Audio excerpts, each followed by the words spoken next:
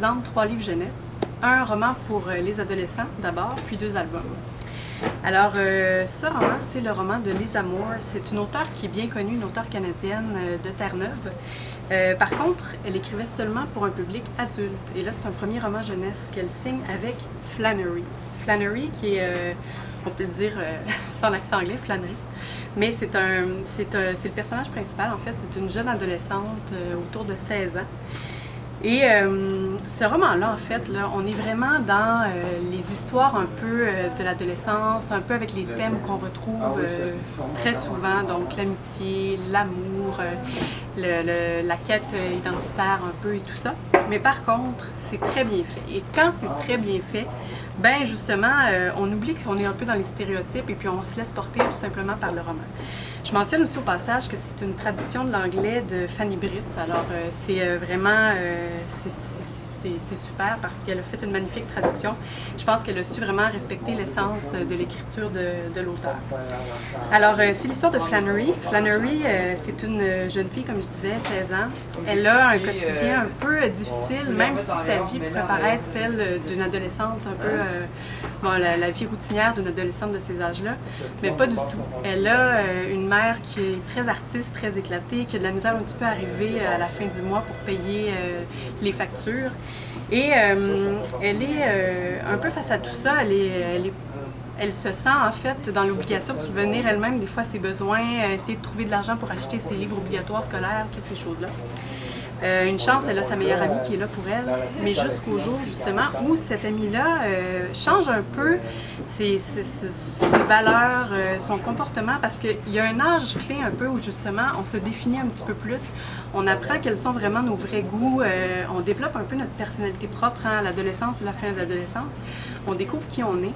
Puis justement, on laisse aller des fois des facettes de notre personnalité qui n'étaient pas vraiment à nous, mais qu'on s'était appropriées, peut-être pour justement se sentir plus inclus dans le reste du groupe de jeunes qui nous entourent.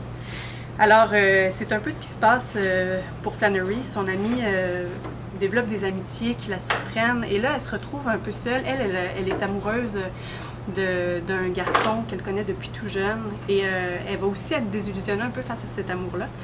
Donc, au-delà des thèmes qu'on retrouve beaucoup dans les romans pour adolescents, ce qui est intéressant un peu, c'est que ça, en particulier, c'est que ça explore justement toute cette création-là de notre identité propre. Donc, à la fin de l'adolescence, justement, quand on devient un peu plus, quand on est plus fidèle à qui on est vraiment. Donc, c'est quand même un des grands passages de la vie, hein? Puis on continue à s'affirmer après ça, jusque dans la vingtaine et tout ça. Mais c'est un des thèmes qui est exploité par Lisa Moore et c'est très pertinent pour ça. Donc, voilà, un très bon roman, publié chez Boréal, dans la Boréal Inter, et qui se détaille 17,95. Je passe maintenant aux albums. Beaucoup de très beaux albums jeunesse qui sont parus dans les derniers mois, dernières semaines. Il y en a 2, en fait, que je vous présente aujourd'hui. Celui-ci en premier, L'Enfant des livres. Il y en a peut-être déjà qui auront reconnu l'illustration d'Oliver Jeffers. C'est publié chez Scholastic.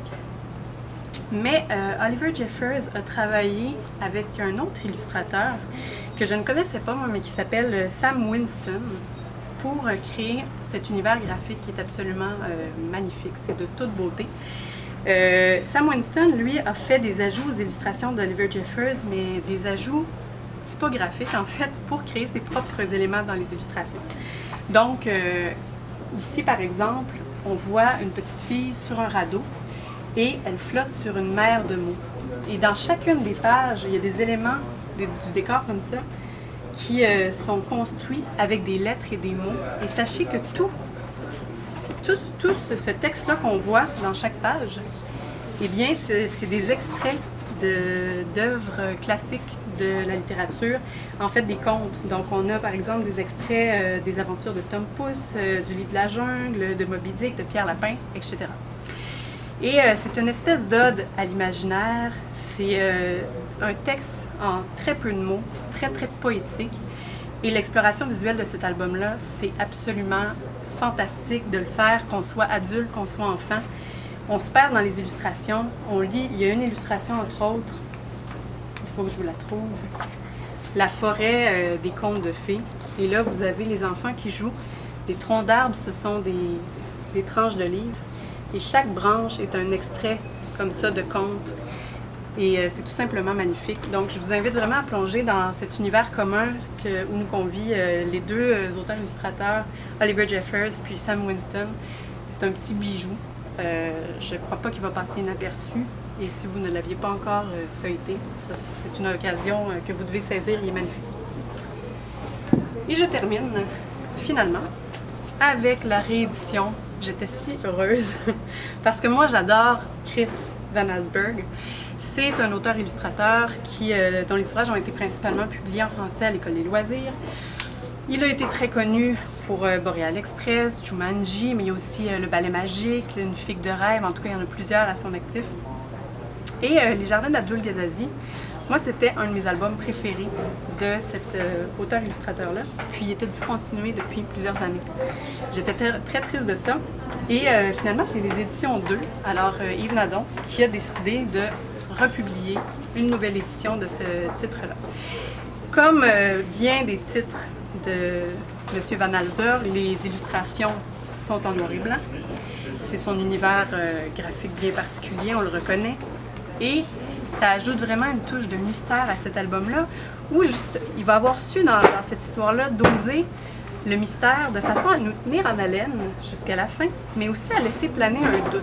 Parce que là, c'est l'histoire d'un étrange magicien qui a d'immenses jardins, et c'est un petit garçon qui perd son chien dans ces jardins-là. Pourtant, le magicien Abdul Gazazi déteste les animaux, déteste les chiens, et avait pris soin d'indiquer avec une pancarte de faire garde à ce qu'il n'y ait aucun chien qui pénètre dans ces jardins. Et malheureusement pour notre jeune garçon, il perd son chien, et en allant le récupérer, il va faire la rencontre de ce magicien qui est tout à fait impressionnant, qui vit dans sa grande demeure en fumant son cigare. Et le magicien, finalement, va finir par dire au garçon qu'il est arrivé quelque chose à son chien. Et à la fin de l'histoire, on ne sait plus trop où était la frontière entre magie et réalité. C'est un livre qui est très efficace avec les enfants. Je vous dirais qu'il peut aussi aller rejoindre un assez large public, donc des enfants dès 4-5 ans jusqu'à facilement peut-être la 3e année du primaire. C'est vraiment un plaisir de lire cet album-là et puis de le faire découvrir. Alors merci aux éditions 2 de l'avoir réédité. Et vous le trouverez en librairie aussi. L'édition est très belle, c'est toilé comme ça avec la petite ficelle pour sceller le livre. Donc 24,95 $, ça vaut la peine. Alors voilà pour aujourd'hui. Je vous invite à découvrir ces 3 titres. Et si vous souhaitez en savoir plus, eh bien on est toujours là en librairie pour vous offrir nos conseils et puis nos recommandations. Bonne lecture! Bonjour, c'est Annabelle, encore une fois, pour vous parler de quelques livres. Cette fois-ci, je vous ai fait une sélection de 3 albums qui sont mes coups de cœur du moment. Donc, 2 albums qui sont un peu plus récents et un qui date un peu plus, mais qui est vraiment de circonstance, vous allez voir. Je vais commencer tout de suite avec le premier album. C'est L'Enfant seul. Et ça, c'est par une auteure d'Asie. Et c'est un livre sans texte. Donc, c'est très bien, puis ça peut commencer pour les plus jeunes. Il est magnifique. C'est vraiment l'histoire d'un petit garçon qui est seul à la maison, qui décide de prendre l'autobus pour aller rejoindre ses grands-parents et il se perd en chemin. Donc, tout au cours de l'histoire, il va vraiment rencontrer en fait des créatures qui vont beaucoup le rassurer dans sa perte et qui vont l'accompagner dans son aventure. Un livre qui est absolument sublime, tout en sapiant, avec du fusain, de l'aquarelle, qui est très très beau. Très simple et qui peut être perçu de plusieurs façons aussi. Ce qui est très bien avec un livre sans texte de ce genre-là, justement, c'est les différents points de vue qu'on peut avoir. Donc l'histoire est toujours sous-entendue. Donc, à la fin, évidemment, bon, ça va bien se terminer. Hein? C'est quand même un livre jeunesse, donc il va retrouver sa maman. Un très très beau livre, très poétique, très bien illustré aussi. Il y a même des adultes qui vont l'acheter. Un peu un livre un mélange entre la bande dessinée et l'album, ce qui fait que le public cible va être plus large à ce moment-là, mais c'est quand même un très jeune garçon. Donc une très belle histoire que je vous propose ici. Ensuite, parce qu'on en a 3, on va aller vite. J'ai le nouveau livre, un des nouveaux livres en fait, d'Élise Gravel, qui est très productrice ces temps-ci quand même, et ça s'appelle Ada, grincheuse en tutu. Et c'est l'histoire d'Ada qui se lève un jour de fin de semaine et qui est vraiment grincheuse parce que c'est la journée où elle doit aller faire du ballet. Puis elle est vraiment mauvaise en ballet, elle déteste le ballet. Et au fur et à mesure d'aventure, elle va montrer ses mouvements de ballet intenses à sa professeure. Elle va complètement échouer. Elle va tomber par hasard sur le professeur de karaté qui va lui dire « Ah, mais ceci est du grand karaté, Ada. Donc, pourquoi ne pas t'inscrire à mon cours? » Alors, Ada va s'inscrire au cours de karaté finalement et va se sentir à sa place. Petit fait cocasse, on va voir dans sa classe qu'il y a un petit garçon lui, qui n'est pas très bien avec le karaté non plus. Donc on va voir, c'est un beau livre sur les rôles qu'on accorde aux enfants selon leur sexe, dans le sens que le petit doit faire du ballet et un garçon doit faire du karaté, etc. Avec les belles illustrations comme toujours d'Élise Gravel qui sont absolument superbes. Elle se maintient dans son univers et très humoristique, très léger, avec un très beau message à la fin aussi. Au début, on pense seulement que ça va être l'histoire d'une petite fille grincheuse et finalement, on se rend compte que c'est parce qu'elle ne se sent pas à sa place. Donc, Ada, grincheuse en tutu, très bon livre que je recommande, qui peut être bien pour les classes, mais aussi pour Noël. Ça peut être très amusant. Et en dernier, finalement, en fait, j'ai un coup de cœur qui n'est pas très récent, mais qui est absolument magnifique et qui est, parce que là, la journée que je vous parle en ce moment, c'est que la veille, c'était l'Halloween. Et comme c'est ma fête préférée de l'année, je me suis dit, je ne peux pas passer cette vidéo et ne pas parler d'un livre d'Halloween. Alors, j'ai choisi mon livre de zombie. Ben, mon ami le zombie. Très beau livre. Premièrement, j'adore le format qui sort de l'ordinaire très très bien. Les éditions Le Seuil également qui font de très beaux ouvrages. Et dans cette histoire, on a un petit garçon qui se sent seul dans les bois, qui va là pour beaucoup imaginer tout ça. Et il va arriver un zombie qui va le suivre. Et là, au fur et à mesure de l'aventure, peu importe où va aller le garçon, le zombie va mordre sur son passage en continuant d'essayer d'attraper le garçon, les animaux. Donc, c'est pas très épeurant. Ben, l'histoire, c'est l'être, mais les personnages sont quand même colorés, dessinés de façon assez attachante. Et le livre, en fait, parce qu'à un moment donné, le zombie va se rendre à la maison du garçon, et le livre va être coupé au milieu. Vous allez avoir un peu le journal intime du petit garçon, qui va vraiment séparer l'histoire en deux. Dans le journal intime, on apprend vraiment comment prendre soin de son zombie, avec des dessins qui ressemblent un peu plus à ceux d'un enfant. Donc, comment lui donner son bain, etc., etc. Et une fois qu'on passe ce côté journal intime, on retourne à la fin de l'histoire, où le zombie est toujours à la maison. Et là, un soir, le petit garçon va dire « Ok, c'est bon. Si tu vas me mordre ce soir, je vais te détacher, je vais t'enlever le ruban que je t'ai mis sur la bouche.